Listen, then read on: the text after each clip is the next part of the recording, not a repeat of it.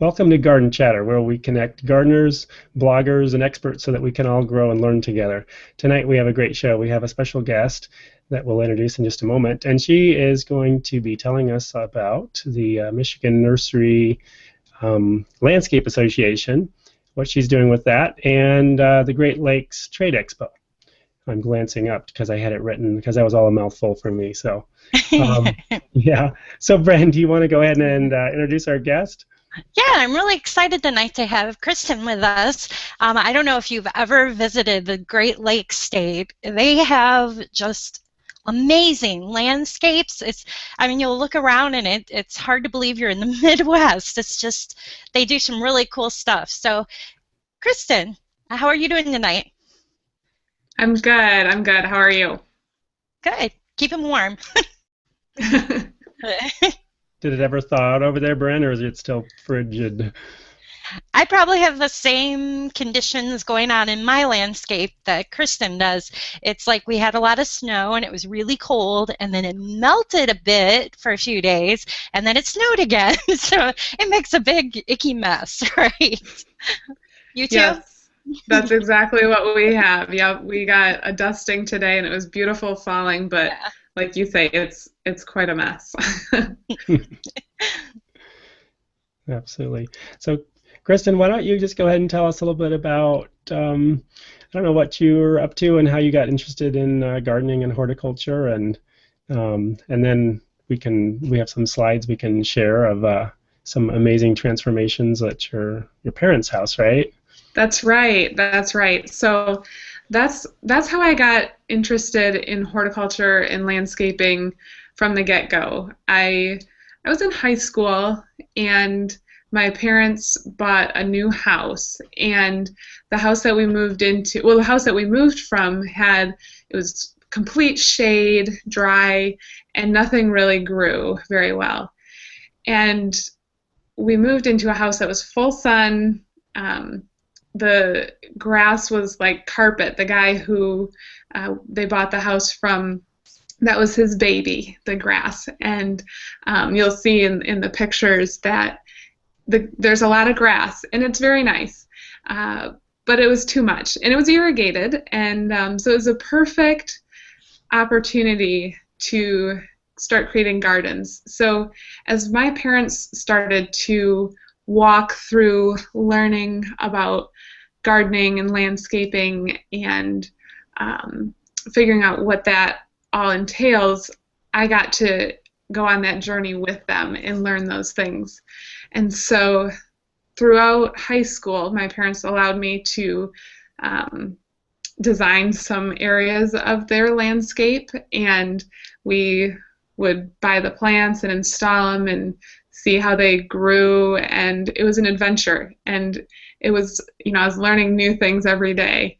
And so that was a fun thing to do, and I realized that it could be a career, and that was really exciting. So when I talked to my guidance counselor in high school, he told me about landscape architecture and that they had a program at Michigan State, and so that was what I did. And so I studied landscape architecture and went from learning what the plants do and how they work to learning more about design and the design process, and growing in that way. So it's, and I guess that doesn't really answer the question of where am I now, but that gets you kind of to my love of horticulture and plants and landscapes in general.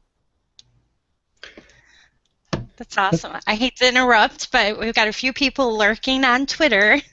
I just want to remind everybody, if they're watching the live stream right now on Google, you can go right up on your right-hand part of the screen, click the little grid, and a Q&A box is there. Just tap that and say hi. Absolutely. Yeah, just let us know you're there, and maybe where you're at. Well, Kristin, why don't we go ahead and look at some of those photos up till kind of where you left off, and then we can talk about what you're doing now.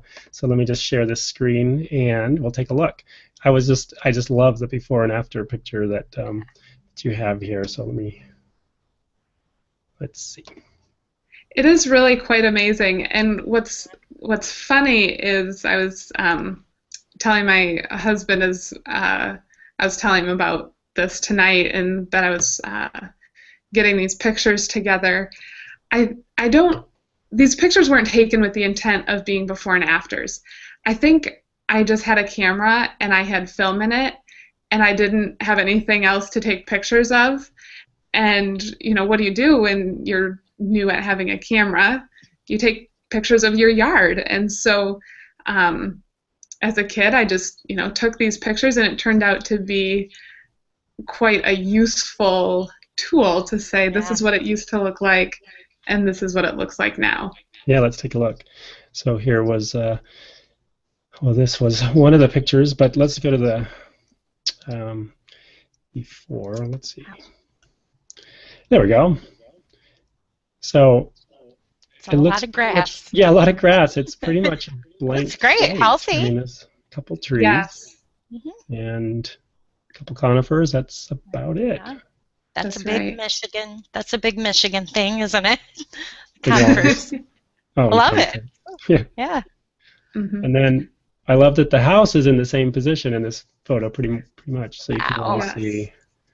And that's overlooking a pond that it was one pond, and it grew into multiple ponds as the years went by, and we kind of would add and change and experiment and have fun.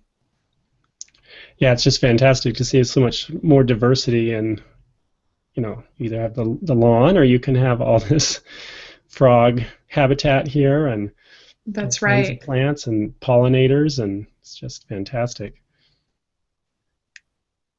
Nice. Oh wow. So this Did you have any fish in that?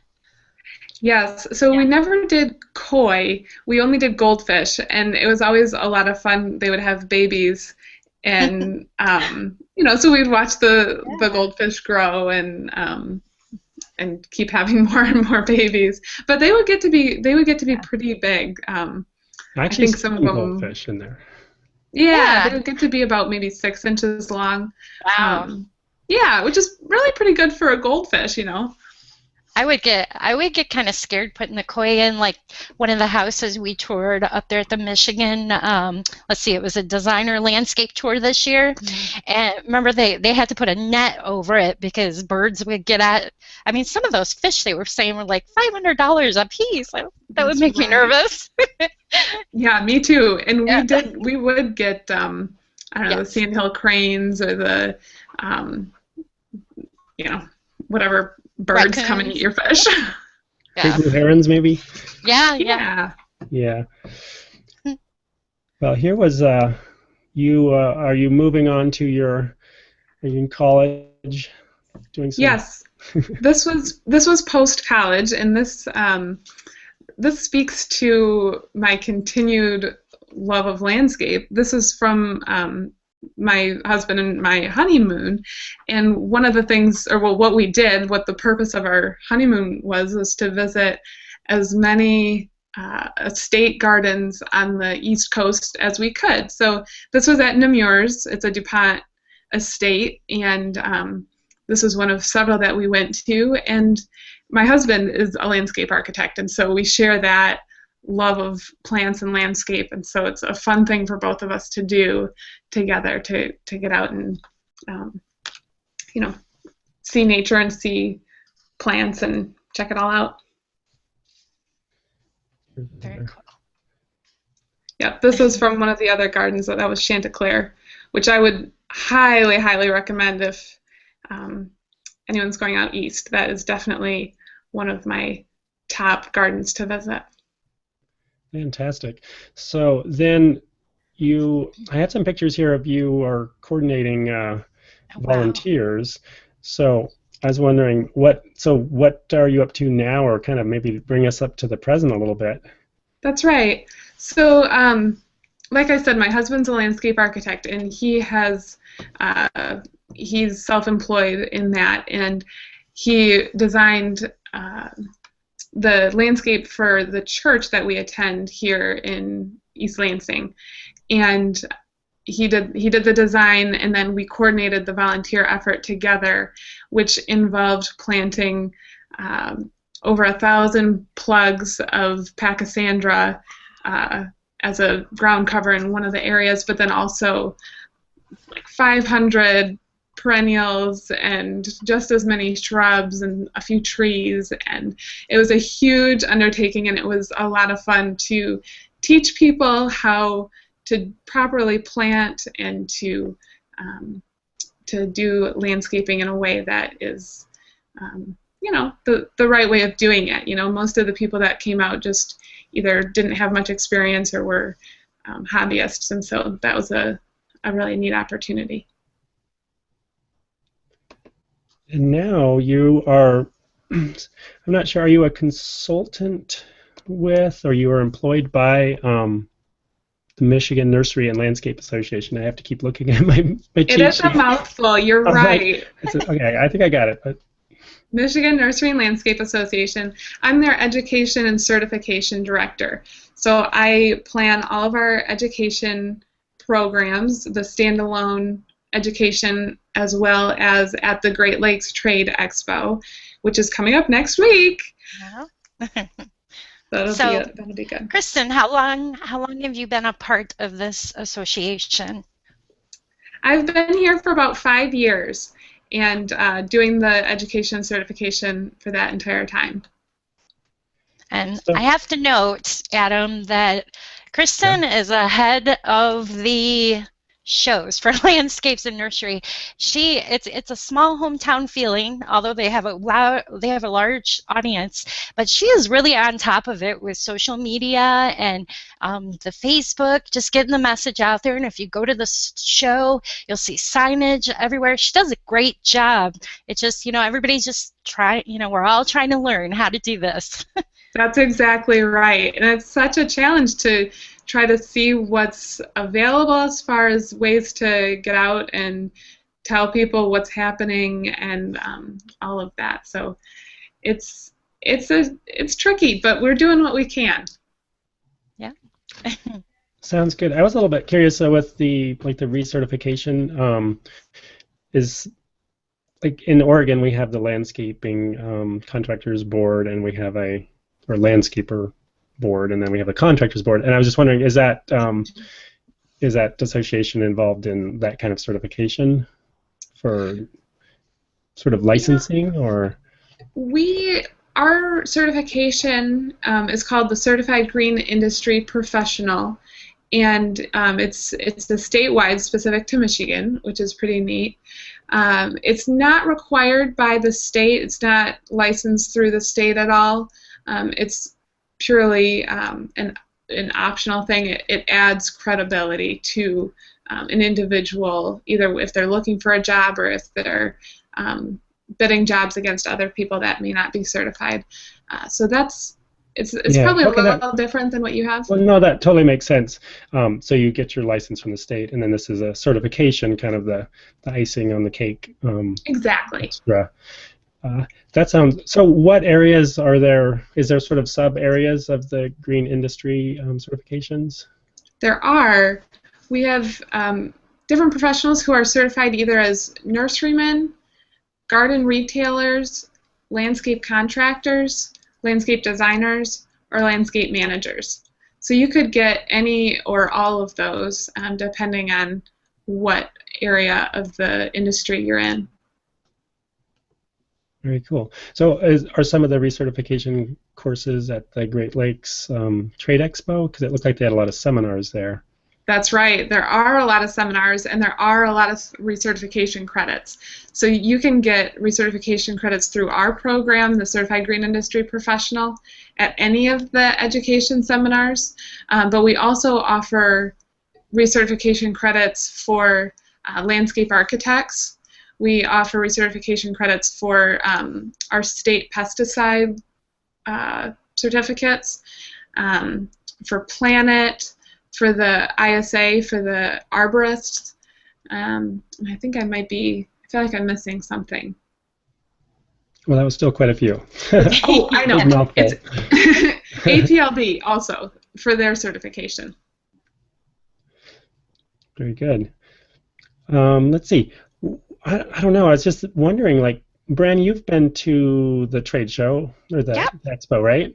Yes. So I was just kind of wondering, maybe you guys could kind of walk me through, like, what goes on there? What would someone expect to see there, and kind of what does it look like? It's really cool. Like I said, it's that hometown feeling. In fact, on our question and answer, Lisa, I always slaughter her last name. Can you help me with it? Steinkopf. Steinkopf. Thank you. She's doing a lecture this year on cultivating your green thumb. She just popped in to say hi. We all know Lisa on Twitter as Houseplant Guru, so that's what I'm talking about. They're just so friendly. You walk through the show and they're so excited to share, greet everyone. It's pretty cool. Sounds good. You want to add anything to that, Kristin? Yeah. Yeah, we're truly a family in this industry. Like she says, it's a very tight-knit group, but it's not tight-knit in the sense that we don't let new people in. It's a very welcoming group. So it's fun to be in the trade show. It's the middle of January, and the trade show is blooming. Everyone has their plants. They've forced their plants. They've gotten them ready for the show, and it looks warm. It looks fresh. It's just a lot of fun. So that's Oh, there it is. And Yeah, I was going to bring it up. Yeah. And there's not just Michiganders there either. I met some people from Indiana. Paul Zammit was in from Toronto. Boy, who else was there? Just all over the place, huh? Can you think? Who do you think travels the farthest to come to the show, Kristin? Oh my goodness, who travels the furthest? Probably the people from Oregon, and I guess they're exhibitors usually, but some. Yeah, I would say probably people from Oregon. Yeah. Very good. And this year, good weather. It looks good so far. It does. It was pretty rough last year, Adam.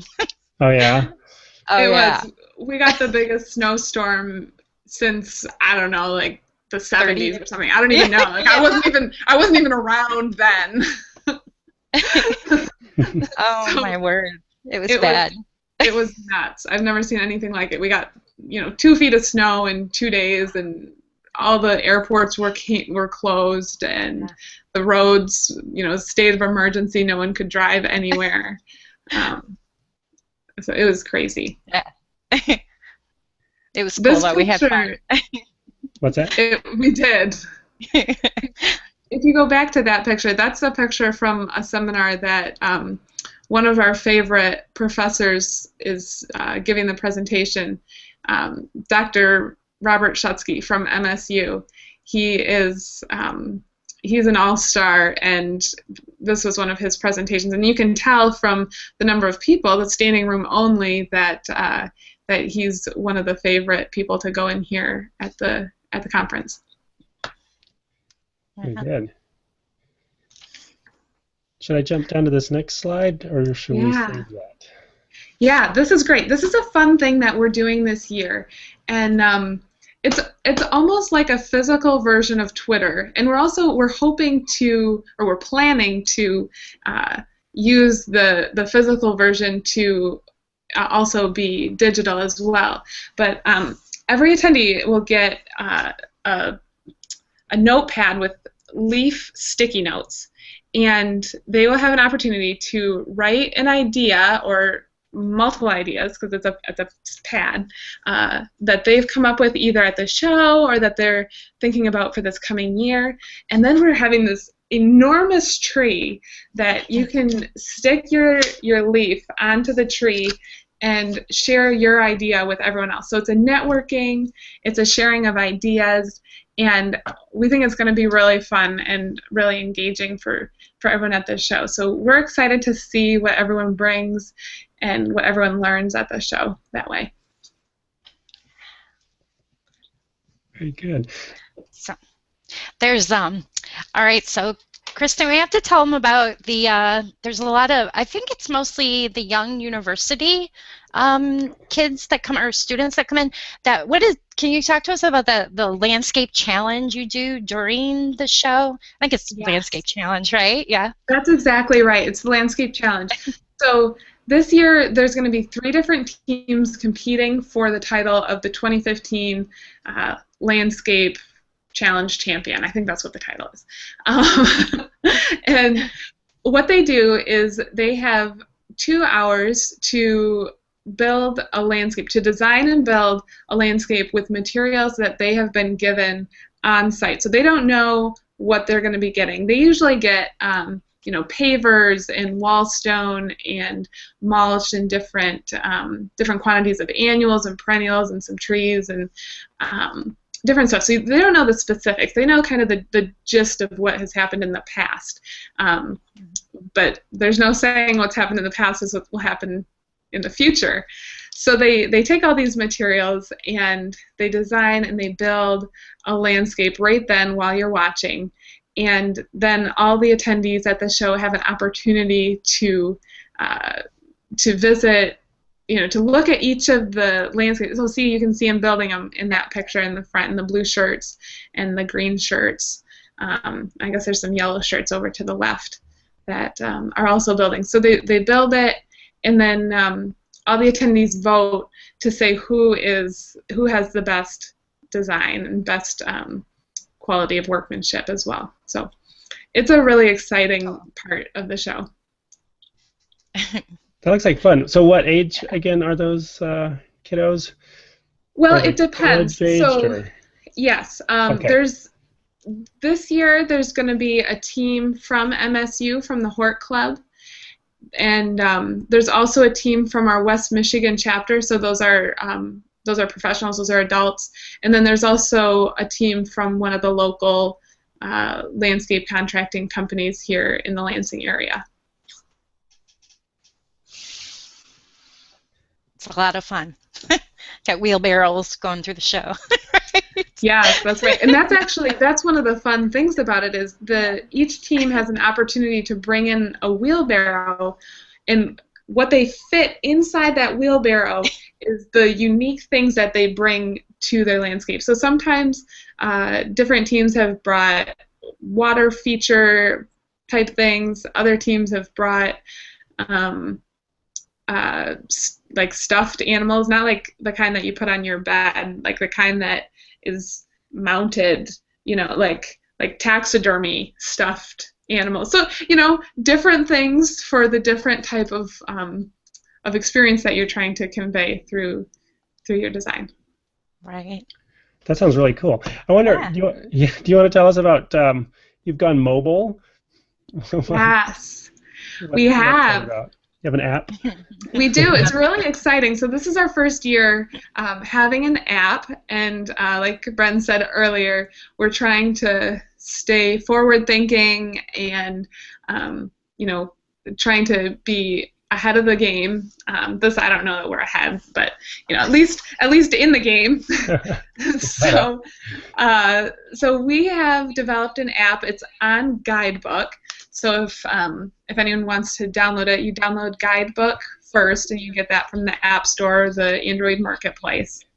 And then once you have that, you search for GLTE or GLTE 2015 and download our guide. And with the guide, you can customize your schedule. You can choose which sessions you want to go to and put those in a customized schedule. It makes it so much easier to make sense of the conference.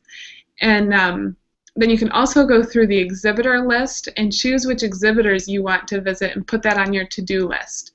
So those are a couple of the really great features that we have with it. We've also been able to upload all of the speaker handouts, and the CEUs are easy to find. It just really has made it so that it's a more interactive experience and a lot easier than the printed program. But not to worry, for those of you who aren't as tech savvy, probably not talking to any of you in a Google Hangout, but if you're concerned about those people who are not as tech savvy, we will still have our printed program and our printed handouts and all of that still this year. Totally. That's exciting. It's kind of nice to have it all organized right at your fingertips, you know. It is. I haven't played with, well, I've got it downloaded and whatnot, but I wonder if you reserve or you note that you're going to go to a specific seminar, if you'll get like a little bing or something or some type of reminder to tell you. Does it do that, do you think? Or you can set it. So you can choose if you want it or if you don't. Right. So if you want get busy gabbing and and you forget, oh, I'm supposed to be at the seminar. That's right. Yep. So you can have it send you a reminder, which is really nice that you can kind of have it do what works for you. Right. And then I don't know, I just got thinking, trying to explain the show to Adam a little more. Now, I've been to Michigan. You're my neighbor. I know how Michigan is making a difference in the environment with the beautiful plantings. You see lots of natives, and like I said, the conifers. There's always lots of trees, not just, there's lots of open space as well. But so how would you say Michigan is making a positive impact on the environment? In Michigan, we have such a unique, Michigan itself is such a unique place with the Great Lakes and all of the access to water that we have. One of the neat things that our organization is part of a partnership with the Certified Natural Shoreline, and so that's a way that we've been able to promote a responsible use of our resources. So that's one way, and you're also seeing a lot of that in urban areas with rain gardens and filter strips and all of that, and those are all things that we love to talk about and love to learn more about, especially at the conference. So I think water's really a big issue here. Yeah. Mm-hmm. Totally. I see Bill of Plants map popped on finally. He had a little trouble there finding the grid. Hey, Bill. Yeah, he said, the grid. The grid. Right up here, right? There. It's kind of hard to find the question and answer thing. So you have to click the screen, and then you have to look up at the top right, and there's a little box with like 3 little icons. It seems like Google could have made it a little bit easier. It's not very intuitive. So we need to maybe keep teaching people or make a video or something. And That's that. Cool. So what, Kristin, what are you excited about? Is there, this year, is there something in particular? I mean, I know you're probably excited about the mobile app, but I didn't know if there's any other things that come to mind. Yeah, I'm most excited about a special thing that we're doing on Wednesday afternoon. So the show is Monday, Tuesday, and Wednesday. And Wednesday afternoon, at the very end of the trade show, we are having an ice cream social. And we're getting the ice cream from the MSU Dairy Store, which I'm sure you don't know, but you should know. They have the best ice cream in the whole world. And so I'm quite excited about that, and it has nothing to do with landscape or anything of that nature. Well, you'll get to talk and hang out with all the folks there, so. That's right. Well, I need to go to Michigan now. I need to try the ice cream and I need to see the landscape. Exactly. I gotta get out. I want to go to Ohio and I want to go to Michigan and so many places. I want to go to, let's see, where's Bill? Is he in West Virginia? Yes. I want to go to West Virginia and visit Virginia. Bill. Help us out, Bill. They're commenting on the side. Let's see. Freckled Rose is on. I forget her real name. I think it's Angie. Yeah, I think Angie. I hate that. When I go to shows, too, I see people and I'm like, oh, hi, like Houseplant Guru. It's Lisa, right? It's like, I mean, Lisa. People must think we're crazy. But now, okay, so Wednesday, one of the nights is a Wednesday night or Tuesday night, we're actually going to the Michigan MS Conservatory. Yes, on Tuesday night. Yes. So it's on Tuesday night, and that's going to be a lot of fun. We're calling it the after party because it's later in the evening, and it's after a couple receptions, and that's going to be a fun time just to kind of kick back. And we were taking on a work hard, play hard kind of idea. So on Monday we're doing more working hard with some networking during lunch and evening edutainment, education, entertainment.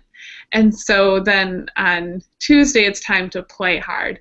And so we're having the reception at the MSU Conservatory, which will be absolutely gorgeous the way they decorate it and have all the plants in there. So that's going to be a really great time.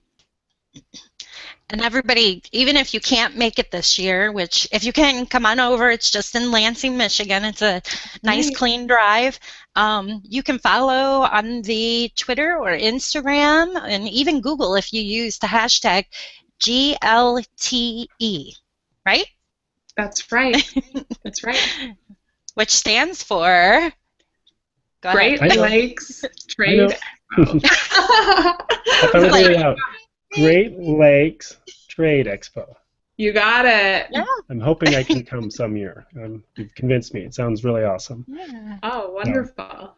Well, I just a shout out. Kristin Crouch hopped on and said hi, and then Bill says he is in Virginia. Sorry, Bill. I was a few hundred miles, but big difference. But yeah, not quite accurate. Love it.